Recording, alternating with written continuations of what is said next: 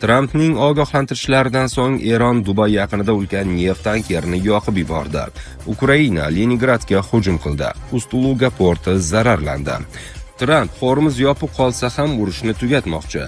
Ukraina Rossiya bilan kelishuvning har qanday shakliga tayyor. Zelenskiy. Endi esa batafsil.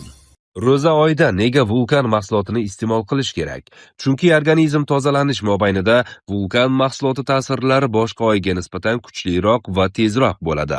Prostatadagi yallig'lanish, achishish, og'riq, peshobga tez-tez qatnash va jinsiy zaiflikni samarali davolaydi.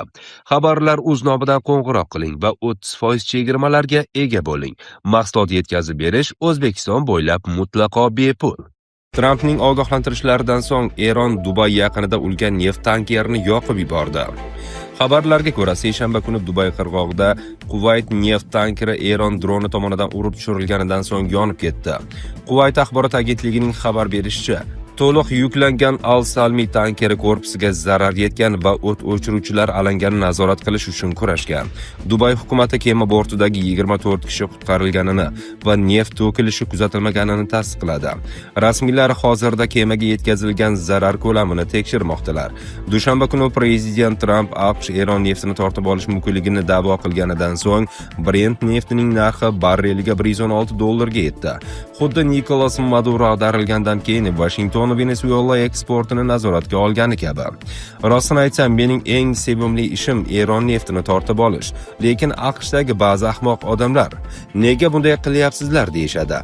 Lekin ular ahmoq odamlar, dedi Tramp. Tramp shuningdek neft eksportining qariyb 90% qayta ishlanadigan Tehron energetika qal'asi bo'lgan Xark oroliga quruqlikdan bostirib kirishni boshlash bo'lmasligi haqida o'ylayotgani aytilmoqda. Balki biz Xark orolini egallab olamiz, balki olmaymiz. Bizda ko'p variantlar bor. Bu shuningdek, biz u yerda bir muddat qolishimiz kerakligini anglatadi. AQSh ittifoqchilari quruqlikdan bostirib kirish Amerika qo'shinlarini qanday xavf ostiga qo'yishi mumkinligi haqida ogohlantirishdi. Chunki Eron javob zarbalari beradi. Ukraina Leningradga hujum qildi. Ust-Luga porti zararlandi. 31-martga o'tar kechasi Ukraina dronlari Leningrad viloyatiga zarba berdi. Mahalliy vaqt bilan soat 6:00 holatiga ko'ra mintaqa uzra 38 dron urib tushirilgan. Bu haqda viloyat gubernatori Aleksandr Drozdenko o'zining Telegram kanalida ma'lum qildi. Ust-Luga portida shikastlanishlar bor, deb yozdi Drozdenko tafsilotlarga to'xtalmay. Leningrad viloyati rahbarining so'zlariga ko'ra, Kiyev tumanidagi Malatsovo posyolkasida dron qoldiqlari tushishi oqibatida 3 ta turar joy binolari, oynalar, o'rta maktabning 2 ta xonasi va kapital ta'mirlanayotgan ijtimoiy himoya markaz binosi shikastlangan. Shuningdek, garajlar va qozonxonada yong'in chiqqan. Uning aytishicha, 3 nafar mahalliy turg'unga, jumladan 2 nafar bolaga tibbiy yordam ko'rsatilgan. Drozdenko ularning shifoxonaga yotqizilishiga hojat qolmaganini bildirgan. Tramp Hormuz yopib qolsa ham urushni tugatmoqchi. Ommaviy axborot vositalari.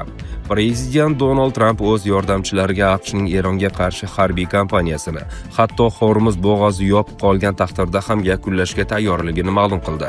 Bu haqda prezident ma'muriyati vakillariga tayanib The Wall Street Journal ma'lum qilgan.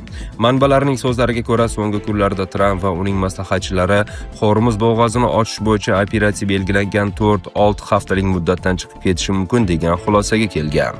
Prezident AQSh o'z asosiy maqsadlariga Eron flotini zaiflashtirish va raketa dasturini yo'q qilishga erishishini istamoqda. Shundan so'ng VSH yozishicha, Tramp joriy harbiy harakatlarini to'xtatishni va shu bilan birga Tehronga erkin savdoni qayta tiklash uchun diplomatik bosim o'tkazishni rejalashtirmoqda. Agar bu ish bermasa, Washington Yevropa va Fors ko'rfazdagi ittifoqchilari bo'g'ozni ochishga yetakchi rolni o'z zimmalariga olishiga harakat qiladi.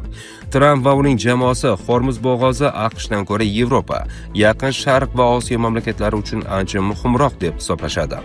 Bir necha hafta davomida Washington ma'muriyati vakillari ittifoqchi va sheriklarga bo'g'oz ochilishini ta'minlaydigan muzokaralar yoki operatsiyalarga tayyorgarlik ko'rish iltimosi bilan murojaat qilgan. Ukraina Rossiya bilan kelishuvning har qanday shakliga tayyor. Zelenskiy. Biz o't ochishni to'xtatish bo'yicha har qanday muzokaralarga ochiqmiz. Bu to'liq sulh bo'ladimi yoki energetika va oziq-ovqat xavfsizligi sohasida kelishuvmi farqi yo'q. ya'ni dengizda ham, osmonda ham raketa va dronlar uchmasligi, infratuzilmaga zarba berilmasligi kerak. Biz bularning barchasini taklif qilganmiz, dedi Zelenskiy 30-mart kuni bo'lib o'tgan onlayn konferensiyada. Ukraina prezidentining qo'shimcha qilishicha, Kiyev avval ham urushni tugatishning turli formatlarini qo'llab-quvvatlagan. Biroq bu davlatning qadr-qimmati va mustaqilligiga putur yetkazmasligi kerak. O't ochishni to'xtatishning barcha ko'rinishlariga, shu jumladan Pasxa bayrami kunlarida ham janglarni to'xtatishga rozimiz. Biz suverenitetimizdan tashqari har qanday murosaga tayyormiz, deya ta'kidladi prezident. Bu chollar yomon chollar. Surxondaryoda pensionerlardan iborat narkokuryerlar ushlandi. Surxondaryo viloyatida pensionerlardan tashkil topgan guruh narkotik moddalarni tarqatgani uchun qo'lga olindi. Bu haqda Ichki ishlar vazirligi xabar qilgan. Ma'lum qilinishicha, o'tkazilgan profilaktik tadbir davomida uyushgan narko jinoiy guruh faoliyatiga chek qo'yilgan. Afg'onistonlik fuqaro ta'minotchi sifatida bir guruh surxondaryolik bo'lgan keksa yoshli fuqarolar bilan o'zaro jinoiy til biriktirib, Termiz shahri va tumani hududlarida narkokuryerlik qilib, giyohvandlik moddalarni tarqatish bilan shug'ullanib kelgan. O'tkazilgan tezkor tadbirda gumonlanuvchilardan biri to'xtatilib tekshirilganda, uning yonidan opiy giyohvandlik moddasi borligi aniqlangan. Tadbir davomida ushbu moddalarni yetkazib bergan yana bir shaxs ham aniqlanib, undan maxsus tadbir uchun berilgan pul mablag'lari daliliy ashyo sifatida rasmiylashtirib olingan. Tezkor tadbirlar davom ettirilib, guruhning yana bir kuryer a'zosi ushlangan. Uning yonidan 5 gram giyohvandlik moddasi aniqlangan.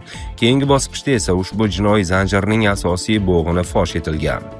Uning yashash xonadonida o'tkazilgan tezkor tadbirda jami 12 dona qadoqlangan 12 gramdan ortiq opiy moddalari aniqlangan. Shuningdek, xonadonda giyohvandlik moddalarini iste'mol qilish vositalari ham borligi ma'lum bo'lgan.